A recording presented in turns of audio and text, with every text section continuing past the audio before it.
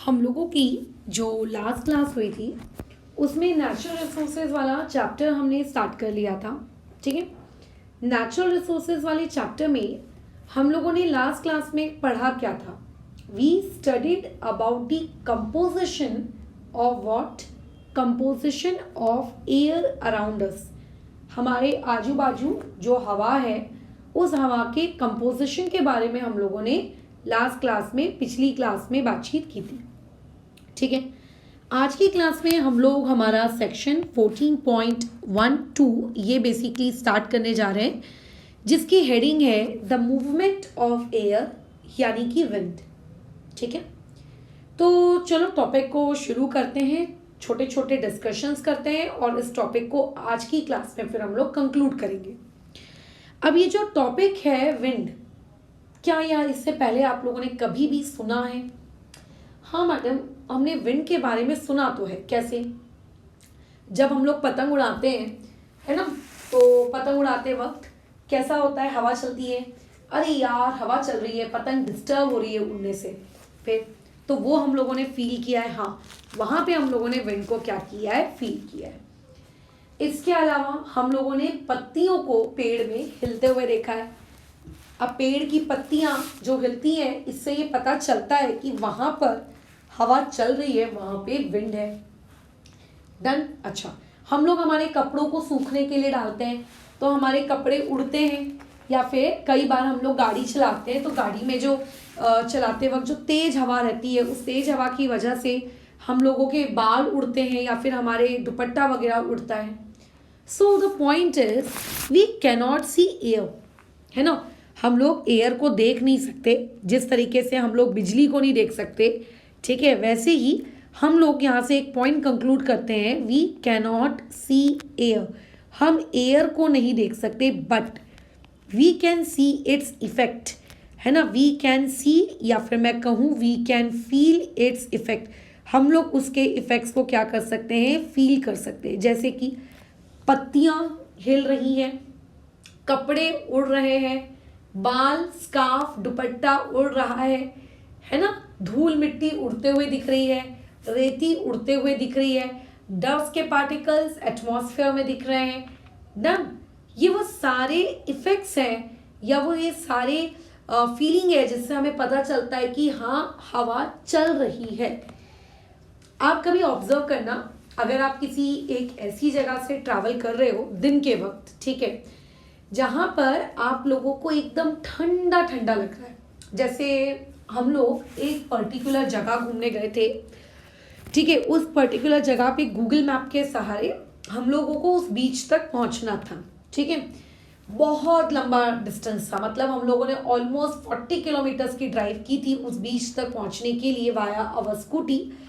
तो उस बीच में पहुंचने के लिए जब हम लोग ऑलमोस्ट आ गए थे, नियर अबाउट कोई 10 किलोमीटर का डिस्टेंस शायद बाकी होगा, तो मतलब बीच कोई छोटा सा तालाब नहीं है कि मैडम आपको 10 किलोमीटर पहले ही पता चल गया कि बीच आने वाला है। डन, हमको 10 किलोमीटर लगभग पहले ही पता चल गया था कि बीच आने वाला है। क्यों?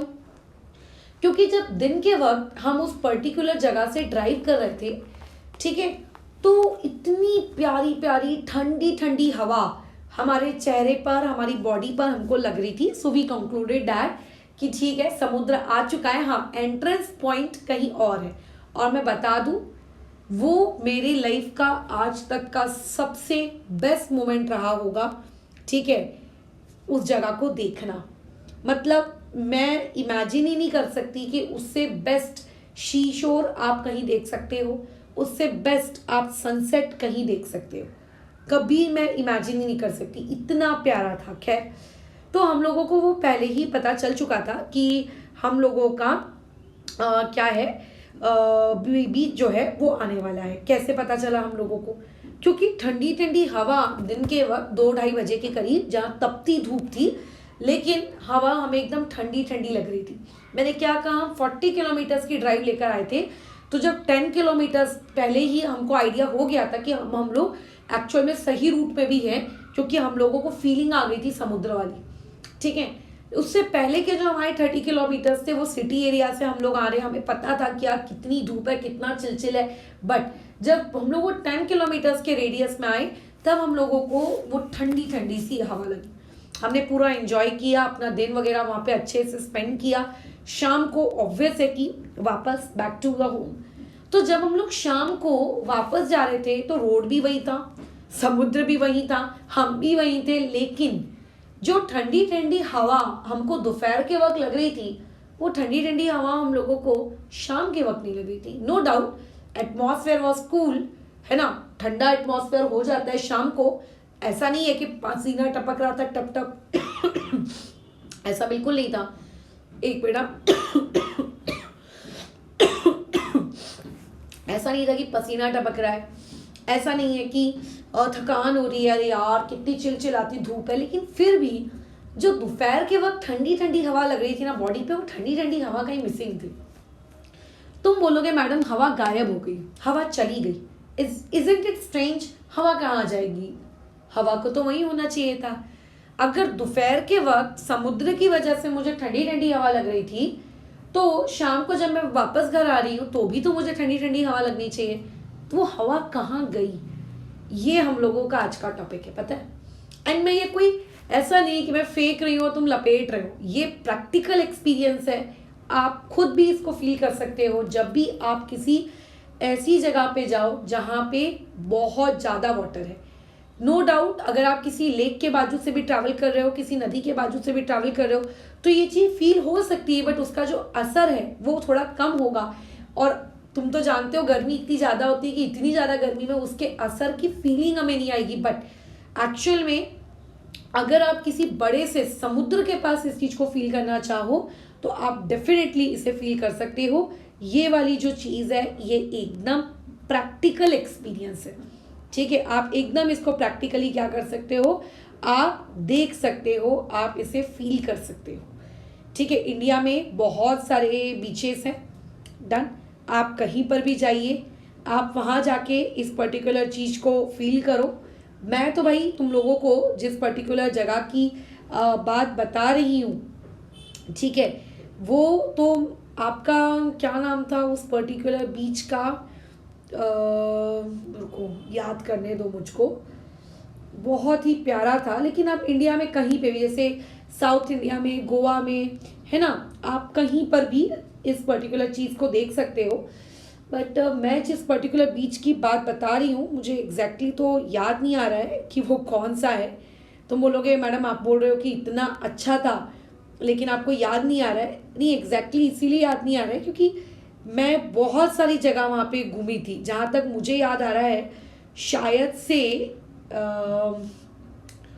कूटा बीच, नहीं कूटा बीच तो मैंने रात के वक्त एक्सपीरियंस किया था, तो कूटा बीच तो नहीं हो सकता। शायद जिम्बारन था जहाँ तक मेरे को याद है, जिम्बारन या नूसा दुआ, आई थिंक शायद कोई एक होगा, I am not sure, but in दोनों में से एक था। कूटा वाला बीच क्योंकि हम लोग रात में घूमने गए थे, वहाँ पे टिम टिम टिम टिम हमने तारे देखे थे लेटकर, है ना। और उसके बाद जो ये वाले बीच की बातें, हम लोग एकदम ही ज़्यादा वहाँ पे क्या गए थे, क्या कहते हैं उसको, आप लोगों का धूप में गए थे, या नूसा दुआ है जहाँ तक मेरे हिसाब से इस बीच का नाम नूसा दुआ है। बहुत प्यारा सा मंदिर है, ठीक है। इस बहुत ही प्यारे से मंदिर में आप लोगों को एकदम पानी जो है वो टकराता हुआ मिलेगा, ठीक है। एकदम वो चट्टानों से आप उसकी वेव्स देख सकते हो, वाइट कलर हो जाता है एकदम। थोड़े डिस्टेंस पे आपको स्काई ब्लू कलर दिखेगा, फिर उसके बाद पानी पूरा ग्रीन दिखेगा। 3 combinations of air, sorry 3 combination of water आप वहाँ पे देख सकते हो, ठीक है। और उसी वक्त शाम को 5 बजे के आसपास वहाँ पे आप लोगों को क्या कहते हैं, सनसेट होता हुआ दिखता है शायद, आई एम नॉट श्योर, मेरे को एग्जैक्टली याद नहीं है कौन सा बीच था, बट वो चीज़ फील हुई। तो ये गई कहाँ यार ये हवा, सोचो जरा हवा कहाँ गई। तो यही टॉपिक आज की हमारी क्लास है, हमको हवा कहाँ गई खोजना है, ठीक है। 3 साल पहले मैंने जिस हवा को खो दिया था, मेरे को डाउट है कि वो हवा आखिर गई कहाँ। तो देखो इस चीज़ को समझने के लिए हमको ज़्यादा नहीं, कुछ छोटे छोटे बस की पॉइंट्स के बारे में बातचीत करनी होगी। हम छोटे छोटे की पॉइंट्स के बारे में बातचीत करते हैं, जिसमें से जो पहला की पॉइंट है ये तो आपकी स्वयं एनसीईआरटी क्या कर रही है, इसको एक्सप्लेन कर रही है, ठीक है। क्या है भाई ये पॉइंट? पॉइंट ये है कि जो हॉट एयर होती है, देखो हवा दो प्रकार की होती है, डन, ये तो हम सभी जानते हैं, है ना। एक गर्म हवा, एक ठंडी ठंडी हवा। डन। जैसे ठंडी है तो आप हीटर लगाते हो, गर्मी है कूलर या एसी लगाते हो। तो देखो जो एटमॉस्फेयर में गर्म हवा होती है, अब तुम बोलोगे कि मैडम एटमॉस्फेयर में गर्म हवा कहाँ से आई? भाई इतना बड़ा सूरज आसमान में चमचमा रहा है, तुम्हें नहीं लगता कि उस चमचमाते हुए सूरज की वजह से, उस सूरज से निकलते वाले रेडिएशंस की वजह से हमारा एटमॉस्फेयर हीटअप हो जाता होगा? डेफिनेटली एटमॉस्फेयर के हीटअप हो जाने की वजह से एटमॉस्फेयर में जो हमारी एयर है वो भी गर्म होती होगी, डेफिनेटली। तो देखो एक बहुत ही प्यारा सा कंक्लूजन है, अभी हम उसको वाया एक्टिविटी भी समझेंगे। बट ये जो आप लोगों की हॉट एयर होती है, इस हॉट एयर की टेंडेंसी होती है ऊपर उठना। मतलब ये कभी भी आपके जिस जगह पे हॉट है वो वहां नहीं रहना चाहेगी, वो उस जगह से दूर जाना चाहेगी। मतलब अगर मान लेते हैं ये सरफेस है, ये एक सरफेस है, ये सरफेस आप लोगों की गर्म है, ये हॉट सरफेस है। तो देखो इस हॉट सरफेस के पास ऑब्वियस है एयर होगी, आसपास एयर होगी। लेट्स से ये एयर है, ठीक है, मान के चलो ये एयर है। तो एयर जो कि पास है वो वाली एयर क्या होगी? ये आपकी हॉट एयर कहलाएगी। क्यों? क्योंकि जो सरफेस की हीट एनर्जी है, वो सरफेस की हीट एनर्जी एयर में भी तो ट्रांसफर होगी ना। और जो एयर दूर है, जो कि सरफेस से दूर है, वो एयर में क्योंकि हीट एनर्जी उतने डिस्टेंस तक ट्रांसमिट या रेडिएट नहीं हो पाई, सो देयरफॉर वो वाली जो आपकी सरफेस है वहाँ की एयर कैसी होगी? ठंडी होगी। तो हॉट एयर कभी भी अपनी जगह पे रहना नहीं चाहती है। हॉट एयर को हॉट जगह पे रहना पसंद नहीं है। वो पता है क्या करती है? हमेशा हॉट एयर मूव करना चाहेगी कोल्ड एयर की तरफ, वो अपना मूवमेंट उस डायरेक्शन में लेकर जाना चाहती है। सो इसी पर्टिकुलर फिनोमेना को हम लोग कहते हैं हॉट एयर राइजेस अप। यानी कि जो जगह गर्म होती है तो गर्म जगह के पास, जो उस गर्म जगह की वजह से जो गरम गरम हवा तैयार हो जाती है, वो गरम गरम हवा वहाँ नहीं रहना चाहती है, वो ऊपर जाना चाहती है, क्योंकि ऊपर वाली सरफेस कैसी है? कोल्ड है। ठीक है, वो क्या है? कोल्ड है। मैडम क्यों जाना चाहती है और ये आप कैसे प्रूव कर सकते हो कि वो सही में जाती है? आपको हवा बता के तो नहीं जाती होगी कि मैं जा रही हूँ। So how did you know? तो इसी चीज को अभी हम एनसीईआरटी की एक एक्टिविटी के साथ प्रूफ करेंगे, इसको समझेंगे कि हॉट एयर क्यों राइज अप होती है। ठीक है, बट हाँ ये एक फैक्ट है, इसको आप चेंज नहीं कर सकते। जैसे एक फैक्ट है कि सूरज ईस्ट से उगेगा, वेस्ट में डूबेगा, तो वैसे ही एक फैक्ट है कि हॉट एयर राइजेस अप, यानी कि हवा ऊपर जाएगी, मतलब जाएगी ही जाएगी। ठीक है, we will prove this, but हाँ ये जाएगी ही जाएगी, इस चीज को आपको ध्यान जरूर रखना है। खैर, पॉइंट नंबर 2 में आते हैं। अब देखो, मान के चलो आपके पास 2 बॉटल्स है, या मान के चलो आपके पास पानी है और आपका जो फ्रेंड है उसकी पानी की बॉटल खत्म हो गई है। देखो होता कैसा था, हम लोग जब कॉलेज वगैरह में थे, हमारे एंटायर कॉलेज में हजारों की बच्चों की कैपेसिटी वाले कॉलेज में, भाई गवर्नमेंट कॉलेज था, क्या कर सकते हैं। अब बोलने में बड़ा अजीब है कि 10th या 12th तक कोई भी गवर्नमेंट स्कूल में नहीं पढ़ना चाहता है, बट आफ्टर 12th सभी लोग गवर्नमेंट कॉलेजेस में ज़रूर पढ़ना चाहते हैं। तो गवर्नमेंट कॉलेज था, इतने सारे बच्चे, graduation, post graduation, PhD, but हम सभी लोगों के लिए मात्र एक वाटर फिल्टर, उसी से हमको अपना अपना पानी का जुगाड़ करना है। ठीक है, और उसमें भी ऐसा मरा मरा पानी आता है कि अगर आप मान के चलिए पानी भरने उस वाटर फिल्टर में पहुंच गए तो आधे घंटे का आपका ब्रेक खत्म हो जाएगा और आपका पानी का बॉटल, जो कि नॉर्मली आधा लीटर या 1 लीटर का होता है, वो भी नहीं भरेगा। तो गर्मी नागपुर में खतरनाक पड़ती है, खतरनाक, ये तो सभी लोग जानते हैं। Vidarbha is the hot spot, काफ़ी ज़्यादा 48-49 टेम्परेचर तो हम लोगों के लिए नॉर्मल है। खैर, तो ऐसे केस में हम लोग क्या करते थे, अपने बैग्स में, गाड़ी की डिग्गियों में कम से कम मिनिमम 2 to 3 बॉटल्स रखते थे। अब मैं बाकियों का तो नहीं पता यार, मैं तो रखती थी 3 to 4 बॉटल्स हमेशा। 2 मेरे बैग में होती थी, एक छोटी सी बॉटल मेरे बैग के साइड वाला जो नहीं है एरिया, वहाँ लटकती थी, और एक बड़ी वाली बॉटल मेरी डिग्गी में रहती थी। डन, ये ऐसे टोटल 4 बॉटल्स मेरे पास हमेशा रहती थी। तो ब्रेक आते आते मैं बता दूँ, मेरी तीनों बॉटल जो मेरे बैग में रहती थी वो ख़त्म हो जाती थी। मेरे को प्यास बहुत लगती है और मैं नहीं भी लगती है तो भी मैं पानी पीती रहती हूँ कि बॉडी की जो रिक्वायरमेंट है वो फुलफिल होनी चाहिए। अब ब्रेक के बाद जब बाकी सब का पानी या ब्रेक से पहले ख़त्म हो जाता है तो कॉलेज के उस पानी के पास कोई जाना पसंद नहीं करता, ठीक है। सबका ये रहता है कि अरे थोड़ा सा दे दे, थोड़ा सा दे दे। तो मान लो कि तुम्हारा जो कोई फ्रेंड है वो तुम्हारे पास आया और उसने तुमसे ये बोला कि यार थोड़ा सा पानी मुझको दे दे, तो तुम अपनी बॉटल से निकाल के वो पानी उसको दे रहे हो, राइट। तुम अपनी बॉटल से वो पानी निकाल के उसको दे रहे हो, बराबर। तुमने बोला मैडम पहले तो एक बात है, हम देंगे नहीं, ठीक है, चलो मान के चलिए हम दे रहे हैं। तो मान के चलिए ये आप लोगों की बॉटल है, ये बॉटल है आप लोगों की बड़ी ही सुंदर सी। अब मेरी डायग्राम स्किल्स उतनी अच्छी नहीं है, मैं क्या करूँ, है ना। ये आप लोगों की बॉटल है। इस बॉटल में पहले आपके पास इतना पानी था, सोचो ये बॉटल आपकी भरी थी और आपके पास, ठीक है, आपका जो फ्रेंड है उसकी बॉटल क्या थी, पूरी तरीके से खाली थी। डन। अच्छा, अब कुछ देर बाद आपने उसको पानी देना शुरू किया कि चल ठीक है तू मेरे से थोड़ा बहुत पानी ले ले। तो आपने क्या देखा कि जब आप उसको पानी दे रहे हो तो आपकी बॉटल के अंदर पहले जितना पानी था उसके कंपेयर में अब आपका पानी क्या हो चुका है, अब आपके पानी कम हो चुका है। और उसकी बॉटल में क्योंकि आपने उसको पानी दे दिया तो उसकी बॉटल में पानी का जो लेवल है, जो कि पहले कुछ भी नहीं था, वो पानी का लेवल अब धीरे धीरे उसकी बॉटल में आने लगा है। ठीक है, क्या ये बात समझ में आ रही है। तो होता क्या है कि जब भी किसी भी चीज़ का मूवमेंट होता है एक जगह से दूसरी जगह, जब कोई भी चीज़ एक जगह से दूसरी जगह जाती है तो होता क्या है, उसके जाने की वजह से जहाँ से वो जा रही है उस जगह पे उसका लेवल या फिर मैं कहूँ उसकी क्वांटिटी क्या हो जाती है, कम हो जाती है।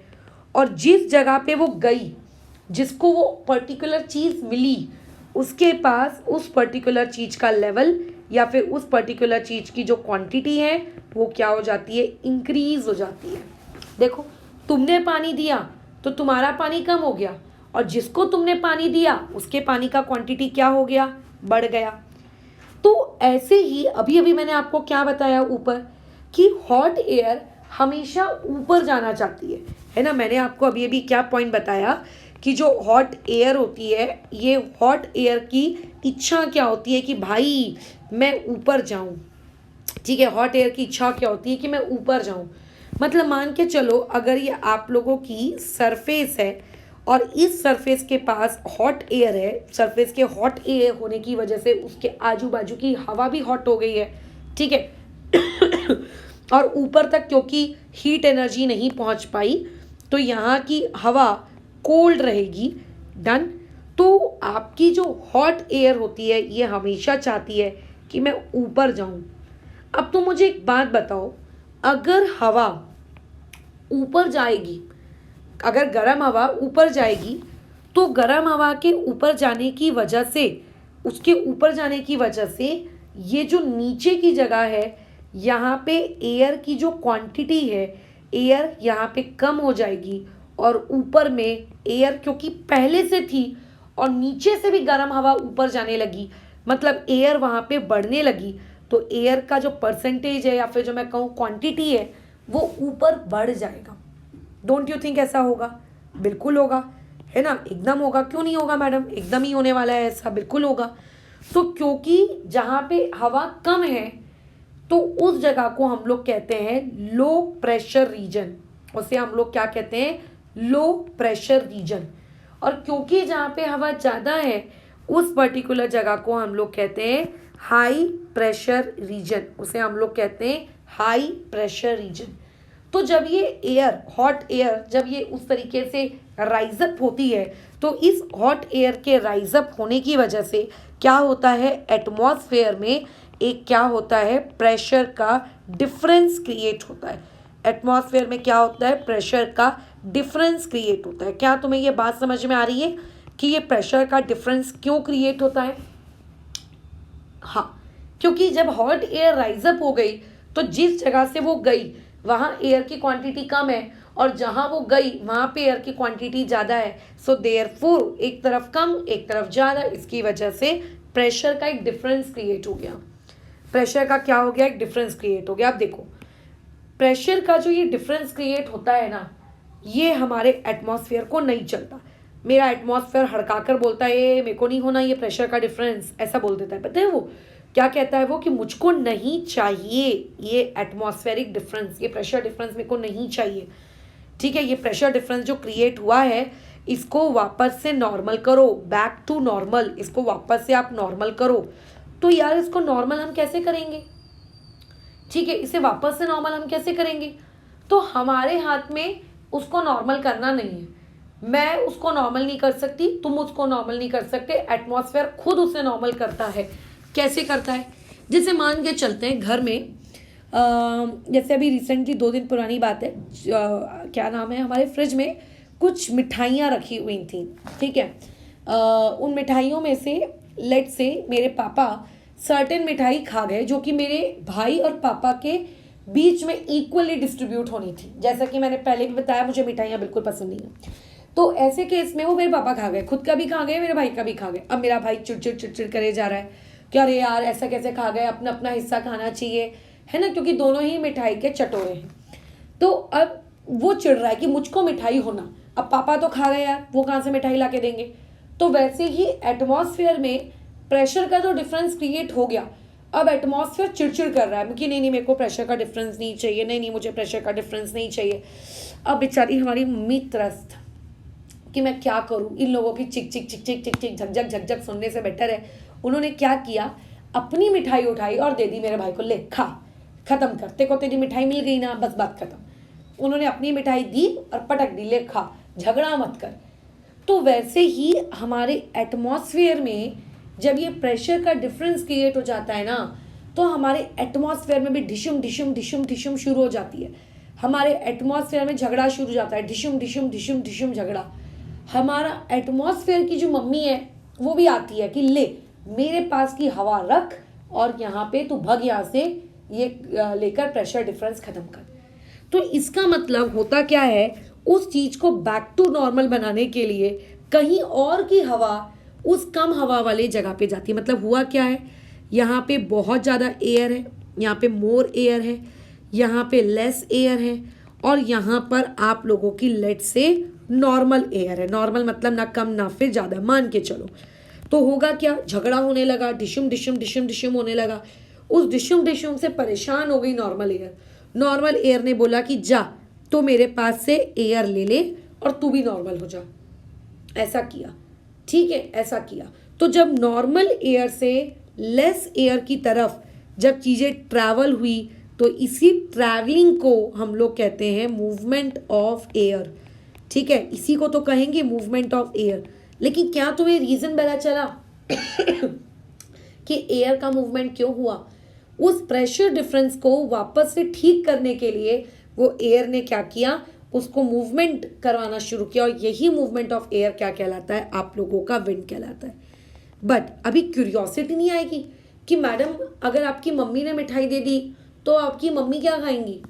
अब देखो, अब वो तो खैर मम्मी है ना, जैसे डायलॉग होता है माँ तो माँ होती है, तो वो बेचारी चुपचाप अपना कुछ नहीं खाएंगी, वैसी की वैसी बैठ जाएंगी। लेकिन यहाँ पे तो हवा है, अगर एक हवा ने दूसरी हवा की हेल्प की कि जा झगड़ा बंद कर, तेरी वजह से बहुत चिक चिक चिक चिक हो रहा था, तो उस हेल्प करने की वजह से वो जो आपकी लेफ्ट साइड की नॉर्मल एयर थी, तुम्हें नहीं लगता उसकी हेल्प करने की वजह से अब ये नाउ, अब आप लोगों की जो ये आफ्टर हेल्पिंग, ठीक है, हेल्प करने के बाद अब आप लोगों की जो ये नॉर्मल एयर है, अब ये नॉर्मल एयर, इस नॉर्मल एयर की क्वांटिटी क्या हो गई है, कम हो गई है। नॉर्मल एयर एटमॉस्फेयर में क्या हो गई है, कम हो गई है।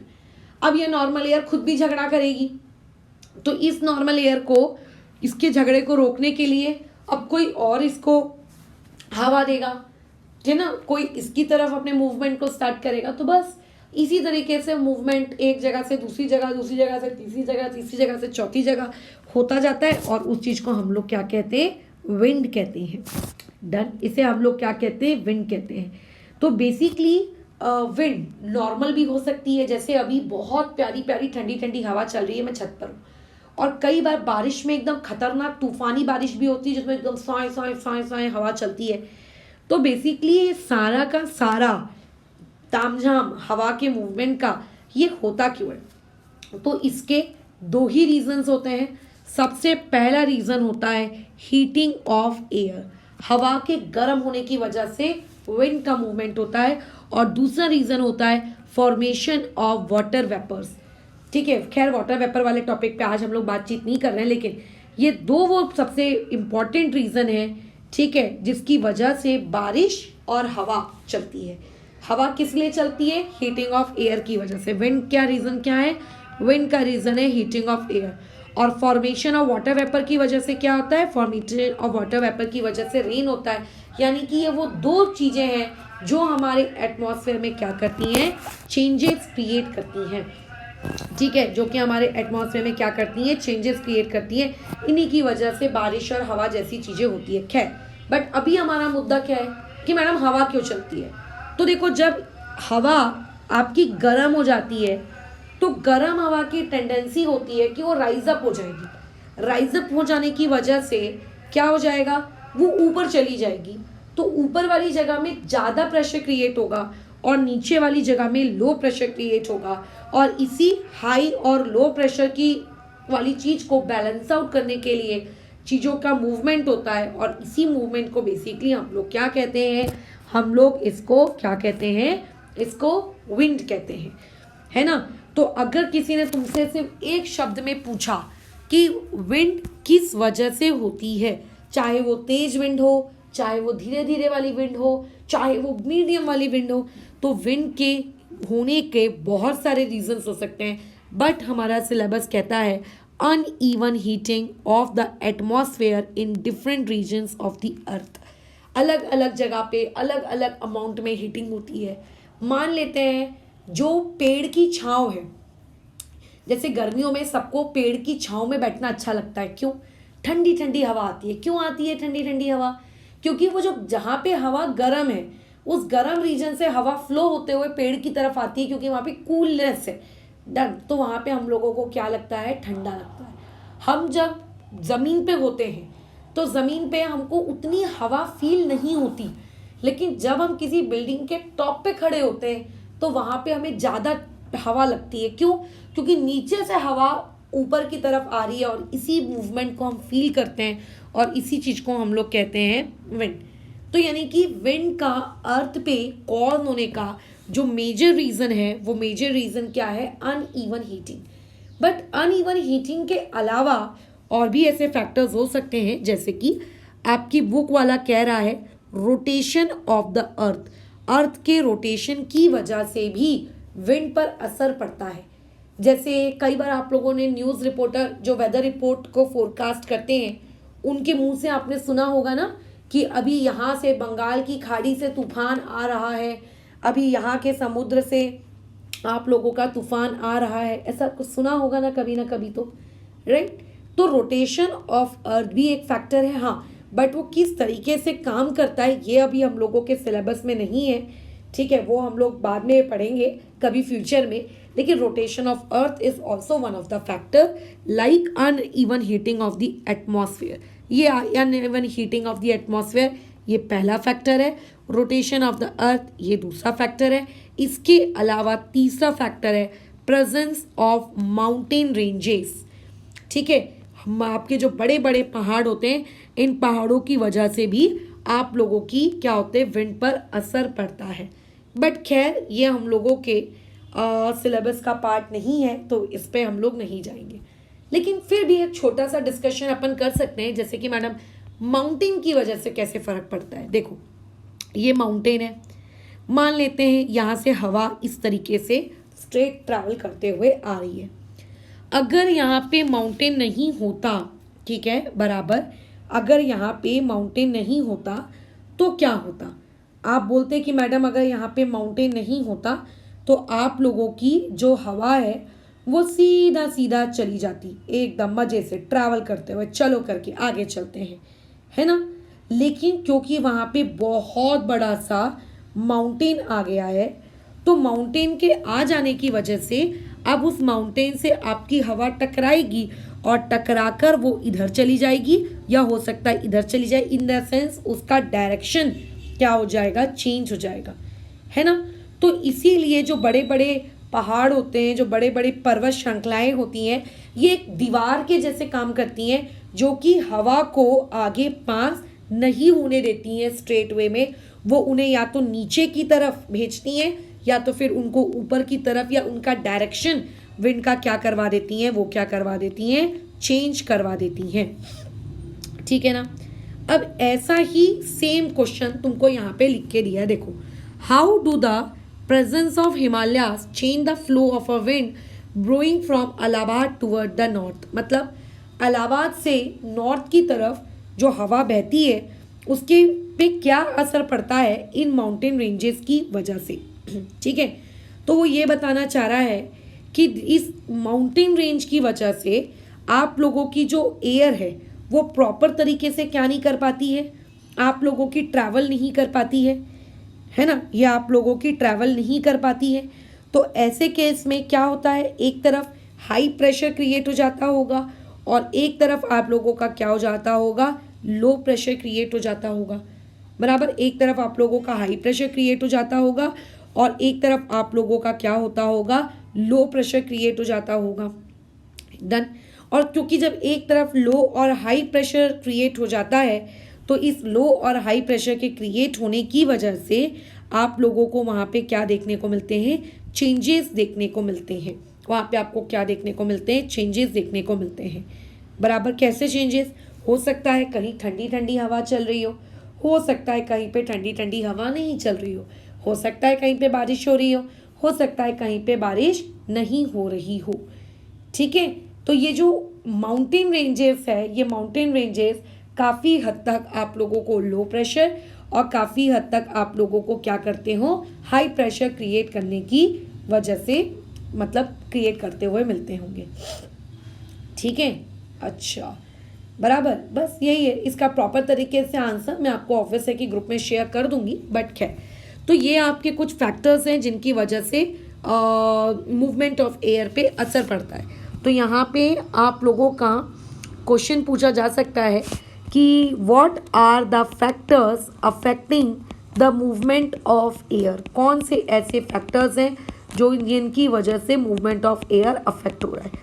तो आपको वहाँ पे लिखना पड़ेगा इन 3 फैक्टर्स के बारे में जिनको मैंने मार्क करवाया है, लेकिन प्रॉपर तरीके से अपना क्या करके हेडिंग देकर कि the factors affecting the movement of air are as follows. Done.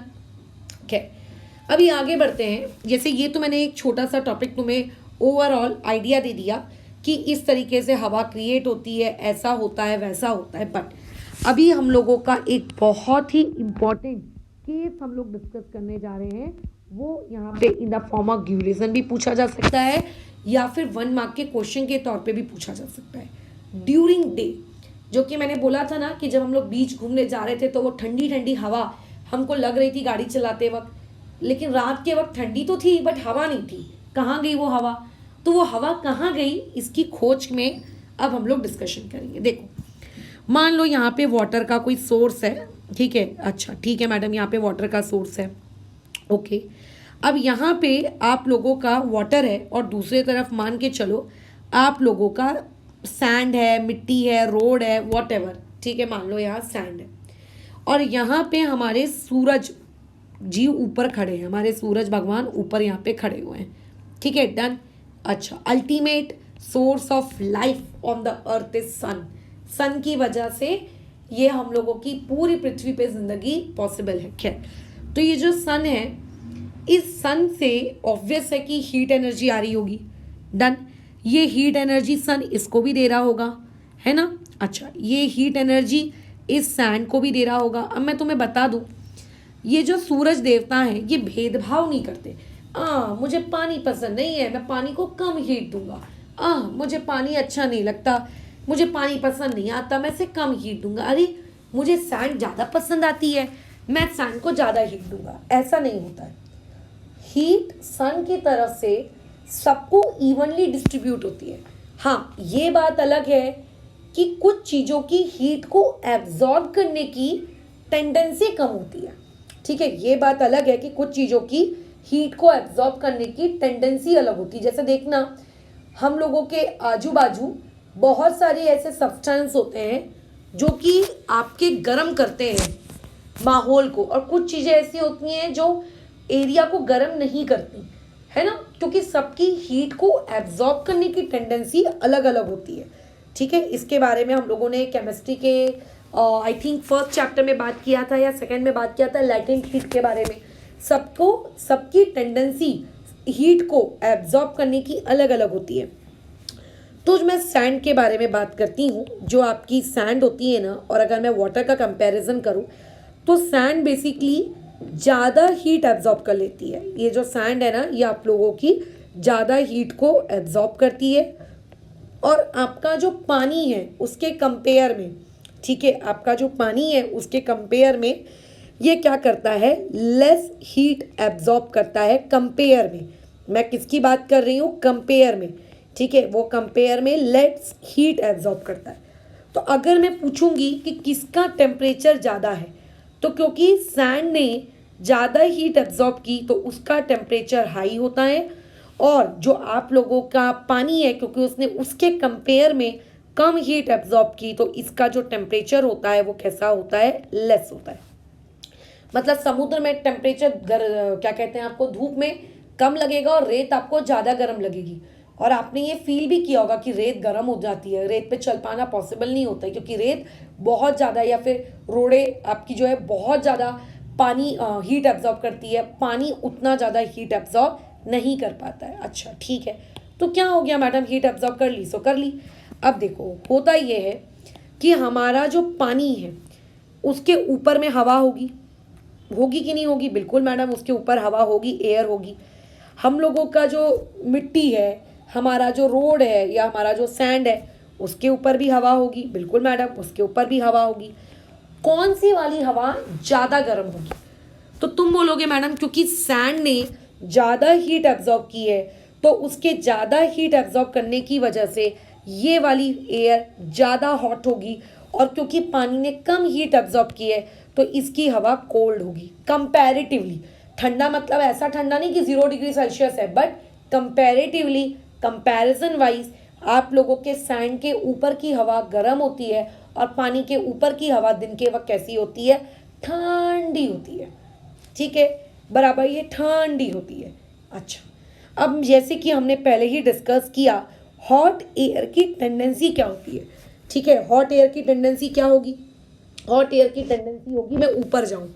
ठीक है, तो देखो, मान लेते हैं कोल्ड एयर है, ये मान लेते हैं कोल्ड एयर है, और मान के चलो ये आप लोगों की हॉट एयर है।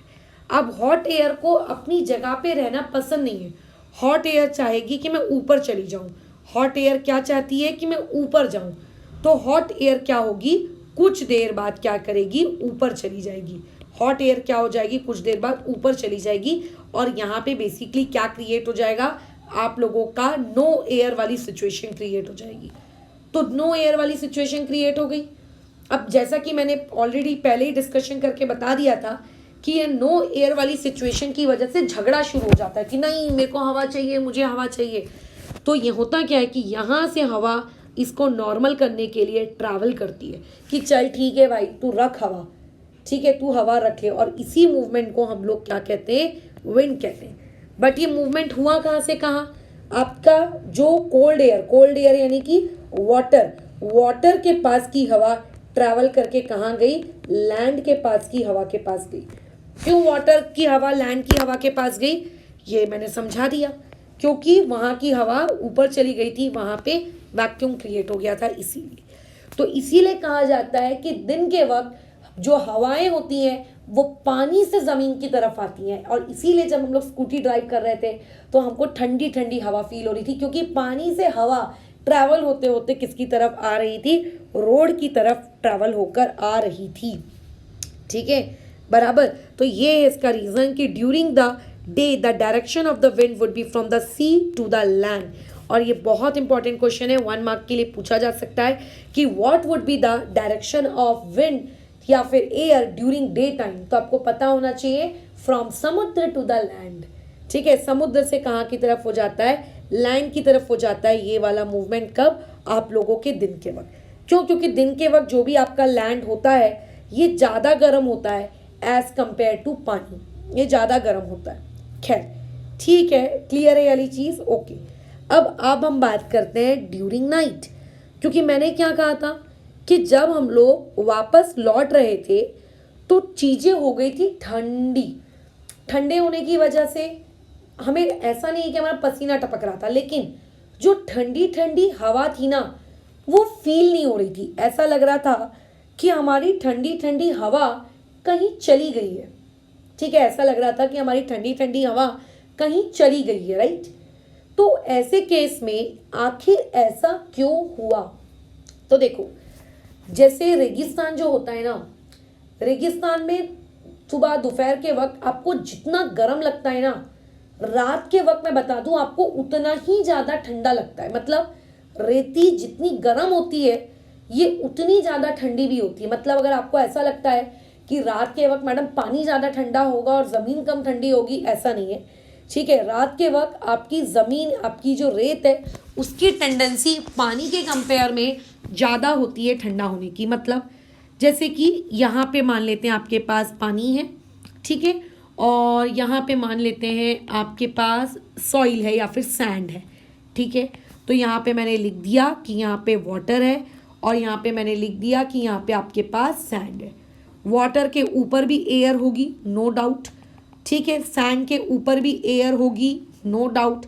जब हम रात की वक्त बात करते हैं ना, तो रात के वक्त आपकी जो सैंड होती है ये मोर कूलर होती है, ये ज़्यादा कूल होती है किसके कंपेयर में, आप लोगों के पानी के कंपेयर में। दिन के वक्त वो ज़्यादा गर्म होती है और रात के वक्त वो ज़्यादा ठंडा होती है। सोचो, दोनों जगह वो खुद ही अपने आप को बोलती है कि मैं ज़्यादा गर्म होंगी और ज़्यादा ठंडा भी मैं ही होंगी। और उसके कंपेयर में जो पानी होता है ये कैसा होता है, लेस कूलर होता है। मैं ये नहीं कह रही कि खौलता हुआ पानी होता है रात के वक्त, लेकिन हाँ उस सैंड के कंपेयर में पानी कैसा होता है, थोड़ा कम ठंडा होता है। तो यानी कि मैं ये कह सकती हूँ कि इस बार नाव गर्म कौन है, इस बार आपका वाटर हॉट है और आपकी सैंड जो है वो क्या है, कूल है। अब जैसे कि तुम जानते हो जो सरफेस हॉट होती है उसके ऊपर की हवा भी हॉट होती है। तो क्योंकि रात के वक्त पानी कंपैरेटिवली हॉट हो जाता है तो उसके पास जो एयर होती है वो एयर भी कैसी होती है, हॉट होती है। और क्योंकि रेती ठंडी होती है कंपैरेटिवली, तो इसीलिए वहाँ की हवा भी कैसी होती है, ठंडी होती है, कूल होती है। अब जैसे कि हम लोग ऑलरेडी डिस्कस कर चुके हैं, हॉट एयर ऊपर जाना चाहती है तो हॉट एयर कुछ समय बाद ऊपर चली जाती है और यहाँ पे एक नो एयर वाली सिचुएशन क्रिएट हो जाती है। अब अगेन वही ढसाढस झगड़ा शुरू हो जाता है कि मुझको नो एयर वाली सिचुएशन नहीं चाहिए। तो बाजू की कूल एयर अपनी एयर इस नो एयर को देती है और इसी को हम लोग कहते हैं मूवमेंट ऑफ एयर, यानी कि विंड। तो जब रात हो जाती है तो रात में हवा चलती है नो डाउट, लेकिन ज़मीन से पानी की तरफ चलती है। तो यही सेम चीज़ आपकी बुक में भी लिख के देखो दी हुई है। क्या लिख के दिया हुआ है आपकी बुक में कि एट नाइट, नाइट के वक्त क्या होता है, आप लोगों का एयर अबोव वाटर जो होता है वो ज़्यादा गर्म होता है as compare to air above land. ठीक है, इसीलिए रात के वक्त आप लोगों की जो हवा का मूवमेंट होता है वो होता है लैंड टू सी। तो पेपर में आराम से 1 मार्क के लिए क्वेश्चन आ सकता है कि ठंडी के वक्त, मतलब गर्मी के वक्त आपके ड्यूरिंग डे टाइम जो मूवमेंट होता है वो कहाँ से कहाँ होता है, ठंडी के वक्त आपका जो मूवमेंट होता है वो कहाँ से कहाँ होता है। तो इसीलिए जब हम लोग रात को स्कूटी लेकर वापस आ रहे थे तो हमारे ज़मीन की सारी हवा निकल निकल के बेचारे समुद्र ने खा ली, इसीलिए हमको वो ठंडी ठंडी ब्रीजी एयर हमें फील नहीं हो रही थी। ठीक है, क्योंकि हमारी रोड के दोनों तरफ समुद्र था। ठीक है, ऐसा नहीं है कि एक तरफ था, मतलब बीच में रोड थी, आजू बाजू बहुत बड़ा घना जंगल था और उस घने जंगल को क्रॉस करके उस तरफ समुद्र था। मतलब ये ऐसा मान के चलो कि समुद्र के बीच में वो रोड था, दोनों तरफ से समुद्र से सराउंडेड था वो पार्ट। ठीक है, खैर तो ये हम लोगों के पूरे मूवमेंट ऑफ एयर से रिलेटेड डिस्कशन है कि आखिर हवा क्यों फ्लो होती है, कैसे फ्लो होती है, वगैरह वगैरह। ठीक है, पेपर में गिव रीज़न भी आ सकता है। पहले तो ये पूछ लेगा कि डायरेक्शन दिन के वक्त हवा का क्या रहता है, डायरेक्शन रात के वक्त हवा का क्या रहता है, और इसका तुमसे जस्टिफिकेशन के तौर पे रीज़न भी पूछ लेगा कि इस चीज़ को जस्टिफाई करो। तो आपको उसको जस्टिफाई भी करना होगा प्रॉपर तरीके से गिव रीज़न लिखकर। अब तुम बोलोगे मैडम हम कैसे जस्टिफाई करेंगे, आपने तो हमको समझा दिया लेकिन इसको हम अपने वर्ड्स में कैसे लिखें। तो मैं नोट्स दूंगी, उसमें प्रॉपर तरीके से सारी चीज़ें लिखी हुई रहेंगी, तो ये जस्टिफिकेशन आपको पेपर में आ सकता है। बट हमारी जो क्लास की शुरुआत हुई थी, हमारी क्लास की शुरुआत ये हुई थी कि मैडम आपने कहा था कि जो गर्म हवा होती है, गर्म हवा जो होती है आप लोगों की ऊपर की तरफ ट्रैवल होती है, और आपने कहा था कि आप इस चीज़ को एक एक्टिविटी के थ्रू समझाओगी। आपने वो नहीं समझाया, तो चलो ठीक है वो एक्टिविटी समझा देते हैं कि क्यों आपकी जो गर्म हवा होती है ये ऊपर की तरफ राइज होती है और हमें कैसे पता। तो देखो एनसीईआरटी ने कहा कि एक बड़ा सा कंटेनर लो, उस बड़े से कंटेनर के अंदर एक अगरबत्ती जला दो। अगरबत्ती सबको पता होती है क्या होती है ना। अच्छा, तो तुम ये देखोगे कि उस बड़े से कंटेनर के अंदर कैंडल जल रही है, कैंडल के ऊपर अगरबत्ती है, अगरबत्ती से हम लोग जानते हैं वो धुआं वाइट वाइट कलर का निकलता है। तो क्वेश्चन एनसीईआरटी वाले ने ये पूछा है कि ये जो धुआं, ये जो स्मोक उस अगरबत्ती से निकल रही है जो कि मैंने कैंडल के ऊपर रखी है, ये कहाँ जाएगी। अब देखो धुआं तो धुआं है, वो तो एक हवा है, वो तो कहीं भी जा सकता है, हमने केमिस्ट्री में पढ़ा है। एयर तो कहीं भी ट्रैवल कर सकती है, बट नो, हमने ये देखा कि हमारी जो एयर है वो ऊपर ऊपर जा रही है, हमें वो वाइट कलर का धुआं ऊपर ऊपर ऊपर ऊपर जाते हुए दिख रहा है। ठीक है, ये ऐसा नहीं है कि कभी लेफ्ट जा रहा है, कभी राइट जा रहा है, कभी नॉर्थ ईस्ट जा रहा है, ऐसा नहीं है। ये एग्जैक्टली आप लोगों का क्या होता है, ऊपर जाता है। तो आपने अगरबत्ती ली है इसीलिए कि आपको उसका धुआं दिखे, तो आपने उस धुएं को देखकर ये समझ में आया कि यार नीचे मोमबत्ती जल रही थी, मोमबत्ती के जलने की वजह से यहाँ की एयर हॉट हो गई, और ये हॉट एयर क्योंकि ऊपर ट्रैवल कर रही है इसलिए ये धुआं भी आप लोगों का क्या हो रहा है, ऊपर ट्रैवल कर रहा है। ठीक है, तो इसी वजह से हमेशा हमारे ज़मीन में अगर कभी भी ज़मीन गर्म हो जाती है, ज़मीन गर्म होने की वजह से वहाँ की जो सरफेस है वो गर्म हो जाती है, तो इसके गर्म होने की वजह से जो भी गर्म हवा होती है वो हमेशा कहाँ ट्रैवल करेगी, ऊपर की तरफ ही ट्रैवल करेगी। वो हमेशा कहाँ ट्रैवल करेगी, ऊपर की तरफ ट्रैवल करेगी। तो ये हम लोगों का एक प्यारा सा छोटा मोटा सा डिस्कशन था मूवमेंट ऑफ एयर को लेकर, यानी कि विंड को लेकर। हाँ, 1 मार्क का क्वेश्चन और पूछा जा सकता है कि मूवमेंट ऑफ एयर का नाम क्या है, तो आपको पता होना चाहिए मूवमेंट ऑफ एयर का मतलब होता है विंड। ठीक है, इवन ये वाली एक्टिविटी आपके पेपर में आ सकती है, और इस पर्टिकुलर एक्टिविटी से आपको क्वेश्चन भी पूछा जा सकता है कि which way does the smoke flow when the incense stick is still kept above the candle. तो हमें यहाँ पे लिखना है अबोव, मतलब ऊपर की तरफ जाती है ना, टॉप की तरफ जाती है ना, बराबर।